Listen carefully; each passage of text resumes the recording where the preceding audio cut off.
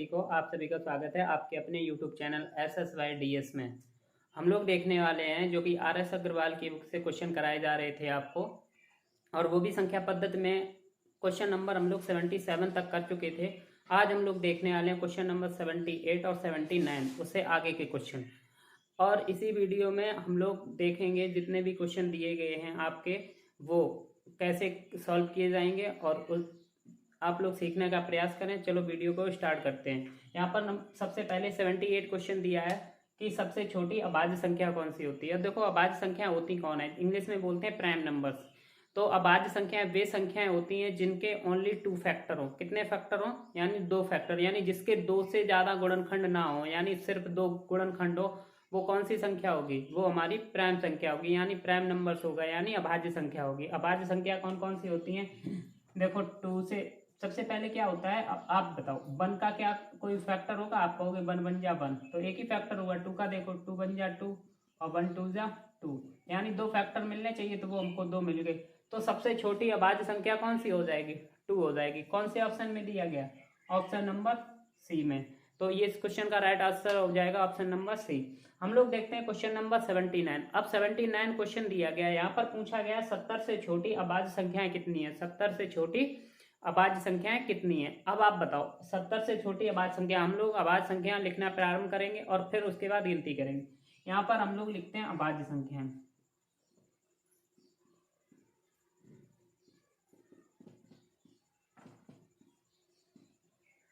अभाज्य संख्या कौन कौन सी होती है? सबसे पहले 2 होता है, 3 होगा, 5 होगा, 7 होगा, 11 होगा, 13 होगा, 17 होगा, 19 होता है, यहाँ पर 23 होता है, उसके बाद में 29 होता है, फिर उसके बाद 31 होता है, 37 होता है, 41 होता है, उसके बाद 41 के बाद 43 होता है, 47 होता है, 53 होता है, 59 होता है, 59 के बाद में 61 भी होता है, उसके बाद में 61, 62, 63, 64, 65, 66, 67 और 68, 69, 70। इतनी संख्याएं होंगी हमारी कौन सी, जो कि हमारी 70 से छोटी होंगी। 70 से छोटी होंगी अभाज्य संख्या, वो हमारी ये हो जाएंगी। अब आप इनको गिनती कर लो कितनी हो गई। गिनती करोगे तो यहाँ से 1 2 3 4 5 6 7 8 9 10 11 12 13 14 15 16 17 18 19, यानी 19 संख्या हुई जाके हमारी 70 से छोटी। तो 70 से छोटी 19 संख्या हुई हमारी अभाज्य संख्या, जो कि हमने ऑप्शन नंबर सी में दिया गया है। तो इस क्वेश्चन का राइट आंसर क्या हो जाएगा? Option number C. तो अभाज्य संख्या आपको पता चल गई कौन कौन सी होती हैं। 2 से स्टार्ट होता है। आपसे एक क्वेश्चन पूछा जाता है 1 से लेकर 100 के बीच में कितनी अभाज्य संख्या होती हैं। 1 से लेकर 100 के बीच में कितनी अभाज्य संख्या होती है? तो याद रखना 25। कितनी? 25। और 1 से अगर 50 तक पूछा जाए, 1 से 50 तक अभाज्य संख्या, तो याद रखना 15। 1 से लेकर 100 के बीच में कितनी होती है? 25। और 1 से लेकर 50 के बीच में कितनी होती है? 15 होती है। तो याद रखना। और अगर आपसे यही क्वेश्चन को कर दे कि 50 से लेकर 100 के बीच में, तो आप माइनस कर लोगे, यानी 10 आ जाएंगे। अब हम लोग देखते हैं क्वेश्चन नंबर 80 को।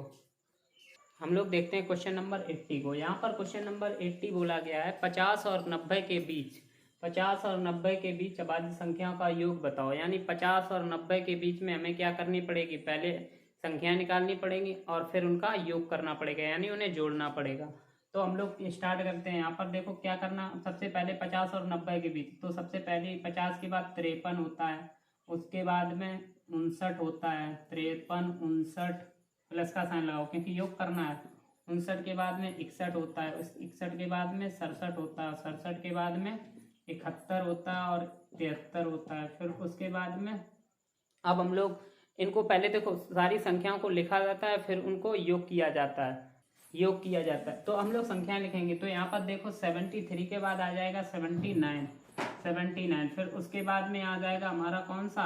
83, और 83 के बाद में आ जाएगा 89। तो ये संख्या हमारी कितनी? 50 से 90 के बीच में हो जाएंगी। और उसके बाद में हम 100 तक देखेंगे तो और आ जाती है संख्याएं। तो अब हम लोग क्या करेंगे? इनको जोड़ देंगे, और जोड़ने पर हम लोग क्या करेंगे? इन्हें जोड़ो, ऐड करो। तो ऐसे ऐड किया करो, 9 3 12, 9 3 12 1 13 13 7 20 20 और 1 21 21 और 3 23 21 और 3 23 सॉरी 21 और 3 24 24 और 9 33 33 3 36 36 और 9 43 सॉरी 36 और 9 45 45 में लास्ट में देखो 5 आएगा, तो यानी दो ऑप्शन अब मैच कर रहे हैं, एक तो ये कर रहा है और ये कर रहा है। तो अब हम लोगों को क्या करना पड़ेगा, 5 लिख लो, हासिल आ गए 4 5 5 10 10 6 16 16 6 22 22 और 7 29 29 7 36 36 और 7 36 और 7 हो गए 44 44 और 8 44 और 8 4 12 52 52 और 8 60 60 और 4 60 और 3 63। ये हो जाएगा ऑप्शन नंबर हमारा कौन सा, डी, जो कि ऑप्शन नंबर डी है हमारा बिल्कुल राइट हो जाएगा। तो हम लोग इस क्वेश्चन को इसी तरीके से बना सकते थे। इनको पहले संख्याओं को लिखना पड़ेगा, फिर उन्हें ऐड कर लो, तो जो भी संख्या होंगी उनका ऐड कितना आएगा, 635। अब हम लोग क्वेश्चन नंबर 81 देखते हैं। यहाँ पर देखो ये पूछा गया है 110 तथा 120 के बीच में कितनी अभाज्य संख्याएं हैं। 110 तथा 120 के बीच में कितनी अभाज्य संख्या है। तो इसका क्वेश्चन का आंसर तो आप क्या करोगे, सबसे पहले कहोगे 111 होगी, भाई ये तो 37 से डिवाइड होता है, ये भी गलत हो गया। 112 होगी, ये भी 2 से डिवाइड होगा, वो गलत होगी। 113, ये बिल्कुल ये 113 किसी से रिड्यूस नहीं होगी, यानी ये अभाज्य संख्या होगी बिल्कुल। 114 भी किससे हो जाएगी, 2 से हो जाएगी, ये भी नहीं होगी। 115 किससे हो जाएगी, ये भी हो जाएगी किससे, 23 से हो जाएगी, ये भी हो जाएगी।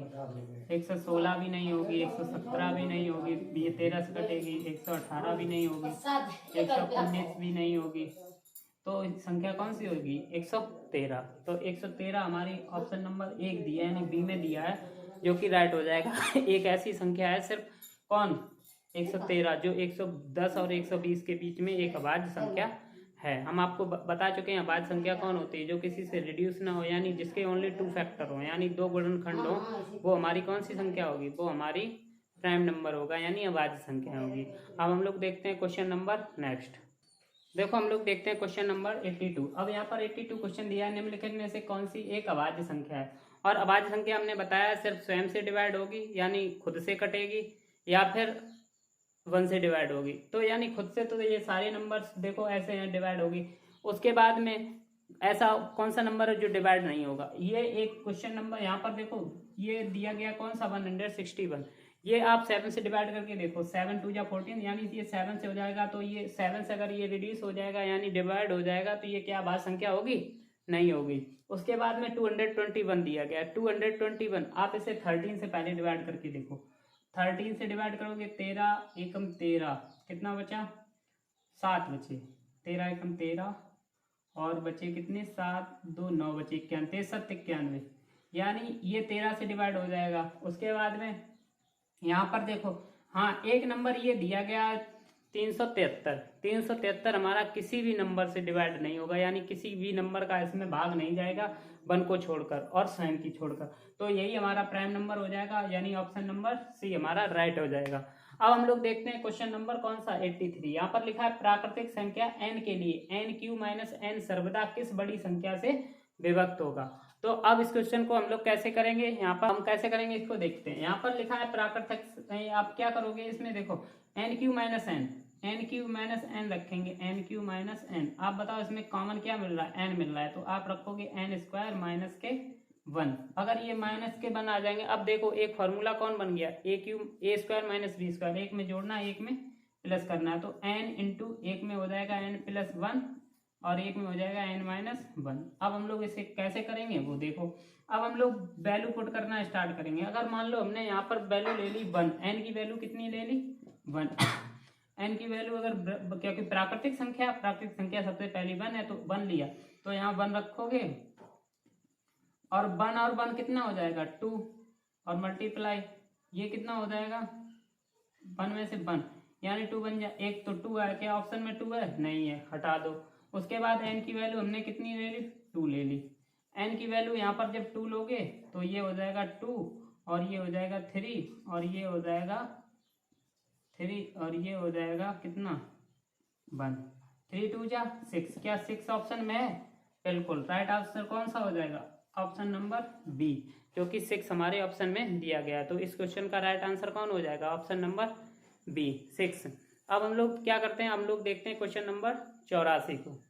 अब क्वेश्चन नंबर 84, यदि n एक धनात्मक पूर्णांक है तो 3 की पावर 4n माइनस 4 की पावर 3n सदैव निम्नलिखित में से किस संख्या से विभक्त होगी। यानी किस संख्या के, यहाँ पर ऑप्शन दिए गए हैं, ये पूछा है कि जो ये वैल्यू दी गई है इसमें अगर n की पावर हम लोग एक कोई प्राकृतिक संख्या ले लें तो ये किससे डिवाइड हो जाएगा।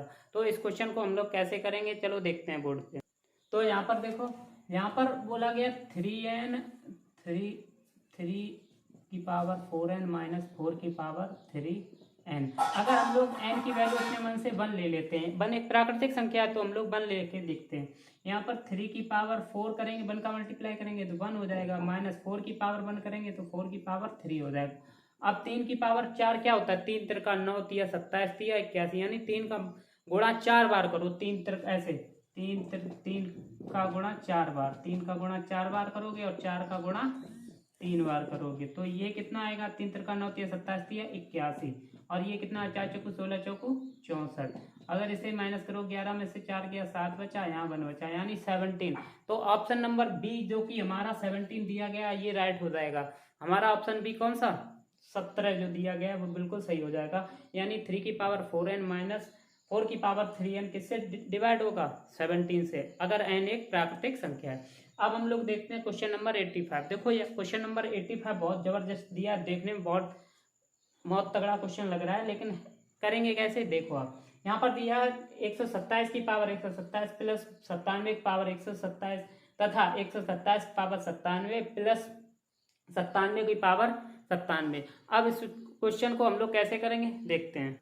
अब देखो यहाँ पर क्या करोगे, सबसे पहले आप देखो एक फॉर्मूला होता है, आपको पता होगा, कहीं पर भी पावर सेम दे दी है। देखो यहाँ पर पावर सेम दी गई है, पावर सेम दी गई। अब आप देखो यहाँ पर पावर अगर सेम दी गई तो आप बताओ, एक होता है a की पावर m प्लस a की पावर m, सॉरी b की पावर m, a की पावर m और b की पावर m। तब ये क्या होता है, ये सदैव किससे डिवाइड होगा, a प्लस b से हर समय डिवाइड होगा। यानी a प्लस बी, ए की पावर m और b की पावर m का एक गुणनखंड हर समय होगा। तो आप याद कर सकते हैं इसकी जगह a प्लस बी, ए की जगह दिया है 127 और बी की जगह दिया है 97। अब इनको ऐड करेंगे, 7 7 14 और 9 2 11 और 1 12, यानी 224। यानी 224 इस क्वेश्चन का हमारा राइट आंसर हो जाएगा, जो कि ऑप्शन नंबर हमारे डी में दिया गया है। तो देखो क्वेश्चन देखने में बहुत खतरनाक लगते हैं, लेकिन सॉल्यूशन इनका बिल्कुल सेम। जब आपको ये चीज़ पता होगी ए की पावर m और प्लस बी की पावर m, अगर पावर सेम है किसी भी टर्म की, तो हम लोग क्या करते हैं, जिनको ऐड करते हैं वो एक उसका गुणनखंड जरूर होगा, यानी फैक्टर जरूर होगा। तो हम लोग इस क्वेश्चन को देखकर हम लोग क्वेश्चन नंबर 86 को करते हैं।